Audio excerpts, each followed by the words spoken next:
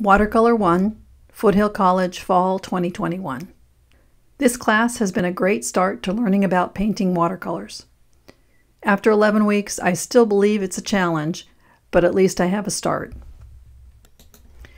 For my still life, I like the strong graphic lines, but the original painting ended up being kind of flat. So I went back and tried to do some additional color, and then time ran out. In week 2, the next week's project came up. I did also in the beginning try doing some digital painting using Adobe Fresco on an iPad, and this is one example.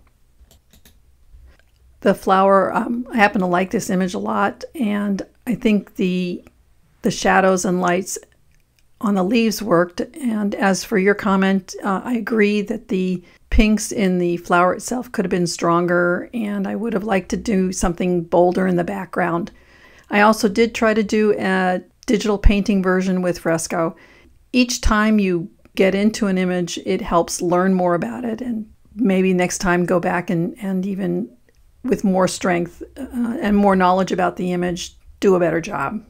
About the sunset paintings, I'm less than pleased with those. I found doing washes really difficult and something I'm going to have to keep practicing at, especially a sunset where the colors are vibrant and clear and subtle and subjective. It's a great subject for watercolors, but also a challenge. The landscape painting is very busy. I was hoping to try and simplify things, but then I got into the details and the simple lines became more squishy and confused, and so the painting is looks to me a whole mishmash of stuff. I like the composition, but again, I would have going back obviously done it in a much simpler, broader stroke and given more the sense of a place as opposed to attempting to draw every tree or every shadow. For the neighborhood painting, I was experimenting with textures, with laying things on with the salt and alcohol, and I think those make some nice textures. I was also trying to play with the yellows and getting it to glow. I'm finding the underpainting makes everything muddy. It's not doing it well. I was hoping to get the contrast, the purple against the yellow, and I don't think it was successful. I also think the composition or how I drew it looks kind of klutzy, but I like the moment, and it's a time I remember walking my dog when the ginkgo trees are falling, and it's beautiful. The animal portrait, of course, I enjoy doing that because that's my dog Norabelle, and she's looking longingly into the persimmon tree, so it's a memory that that I have, and spending time with it and painting makes it all the more special. Again, I was playing with the textures and using different techniques, the blowing the grass and straw.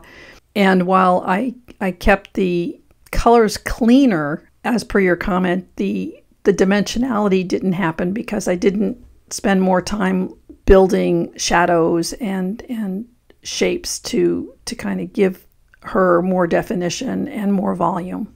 Still, it makes me smile. And then the portrait of my sister, I'm actually quite pleased how that turned out. Certainly, the critical self says, well, you could have done this better or that better. Also working on more volume and getting more realistic, and some parts are squishy.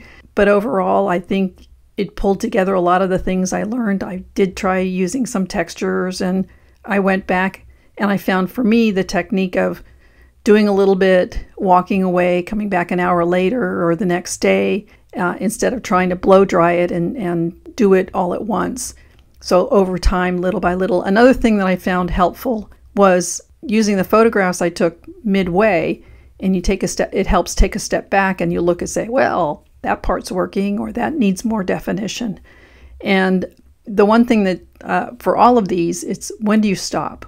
When do you keep going because you need to more definition, but at what point does it become all just messy and muddy? Again, a nice conclusion to the whole semester's worth of learning. So in conclusion, yes, watercolor is challenging. And I had visions of becoming a master and painting beautiful botanical paintings And I spent some time looking at a lot of different botanical artists in library books. And someday maybe I could do that. But I'm also realizing it's a level of detail and approach that probably isn't in my bailiwick, just not that detail oriented, and learning more about a more freer light approach. That's the other thing that's been good about this class, to spend some time looking at different artists, to see the variety of expressions that people use, and how they portray what they're seeing and experiencing. Thank you. I've learned a lot, and I plan to take Watercolor 2 over at Tienza. And like anything, you got to keep trying, keep practicing, exploring, looking and painting and having fun. So thank you.